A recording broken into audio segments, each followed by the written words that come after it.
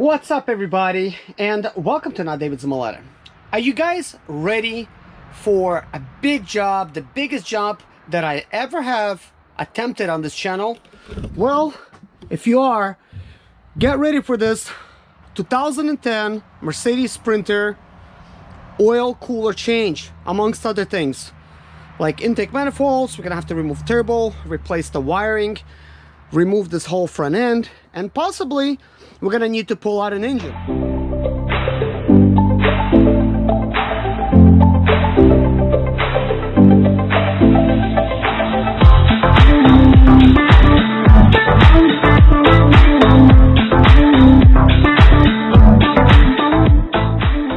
So anyways, let's begin.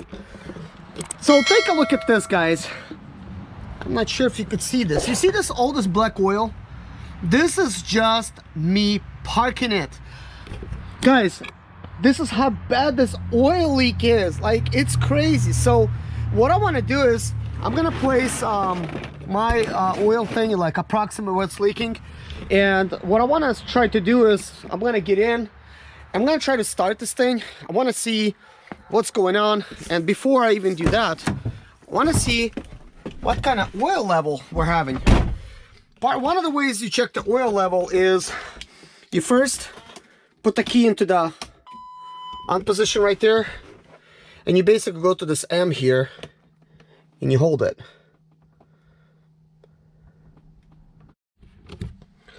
Well, I was just pressing the oil thing, and it now tells me that oil is high. And well, it looks like you can't really see that, can you? But anyways, it actually says oil level high. So this engine has been overfilled. By the way, this is me starting after it's been sitting for a while. As you could see, it did not even start. So let's give it one more shot.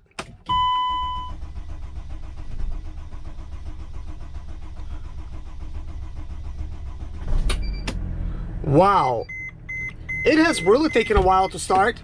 Now, when I was actually moving it after the customer, I experienced the same thing, and I was thinking maybe it was just one time. But what I want to find out is how bad is it leaking, because I literally parked this thing and left it overnight. I really wasn't looking at anything, and then I got this big puddle. So this is kind of crazy because I don't have any oil spills here. So now I do, obviously. But anyways, I'm assuming it's leaking right there somewhere. So we're gonna cut this van off and see if it leaks anything.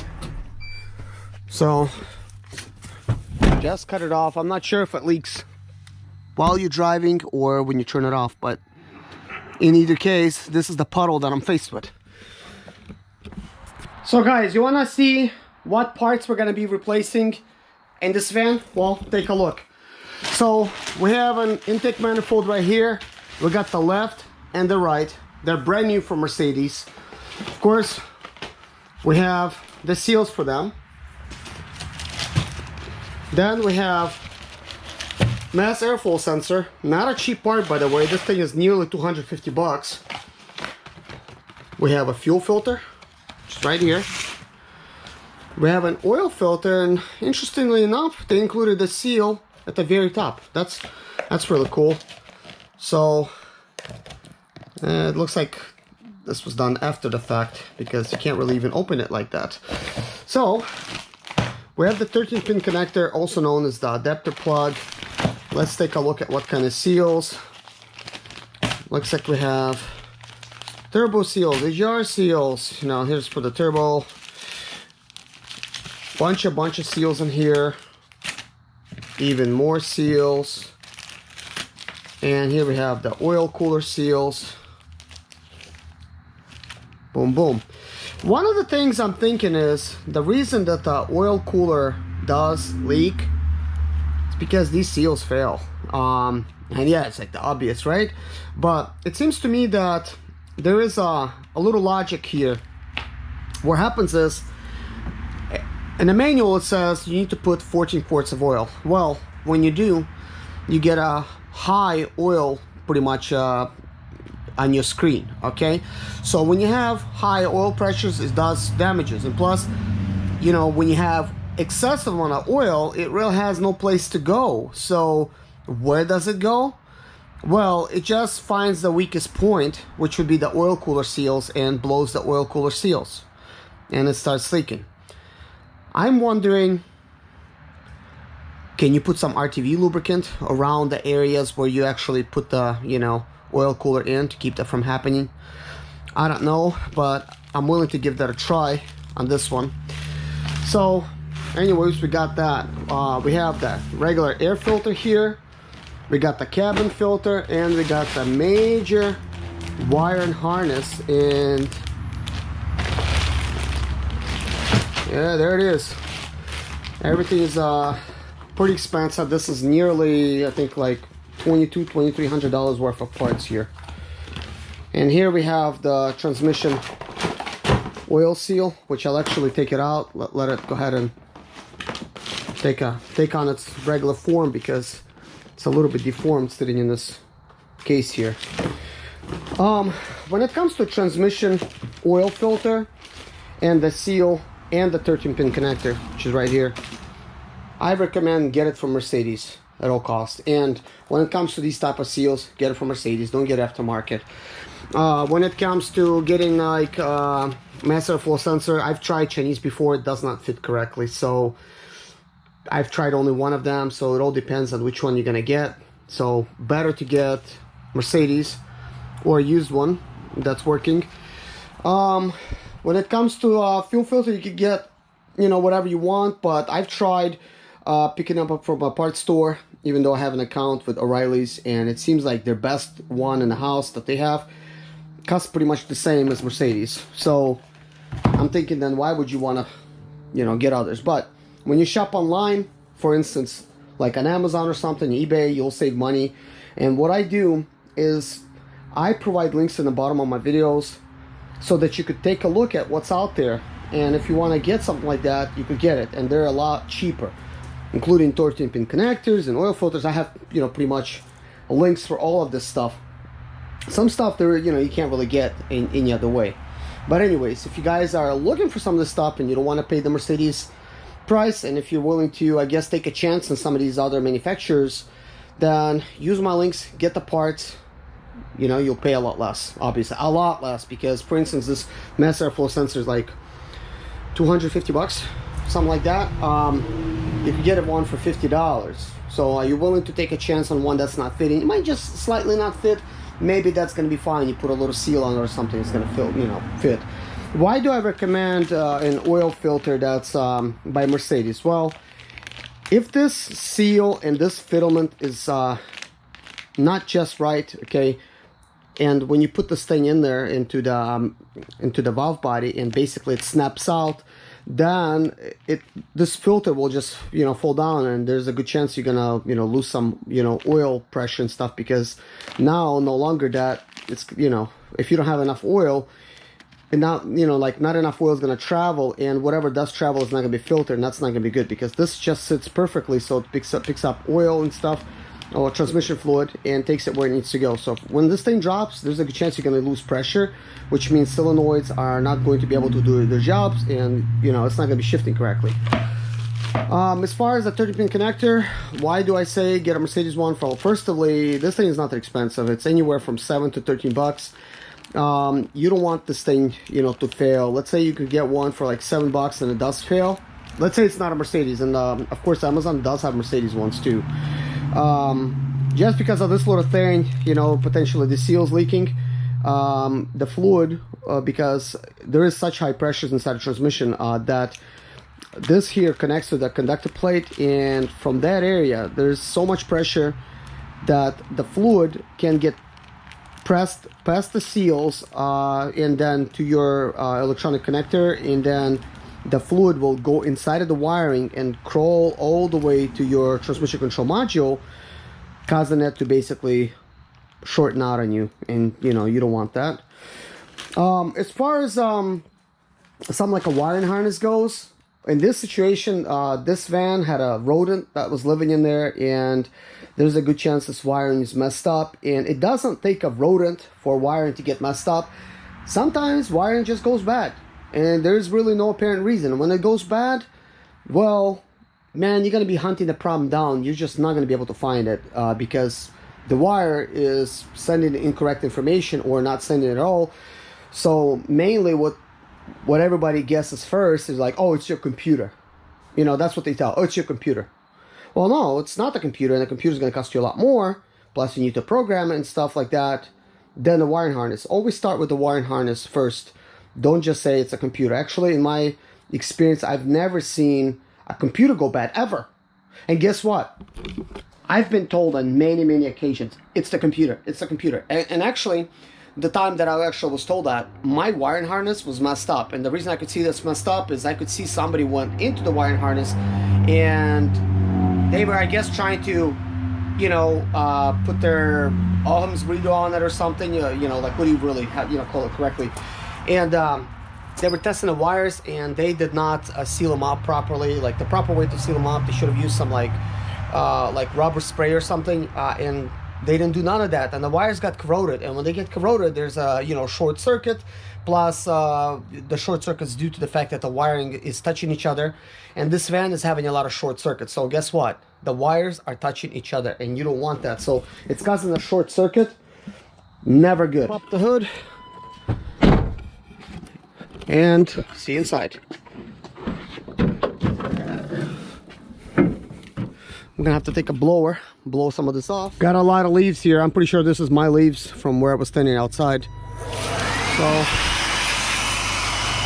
I'll go ahead and get that.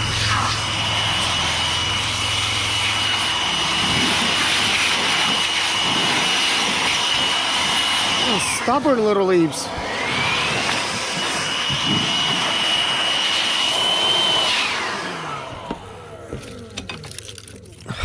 Maybe some of these things are not mine because I wasn't using windshield wipers.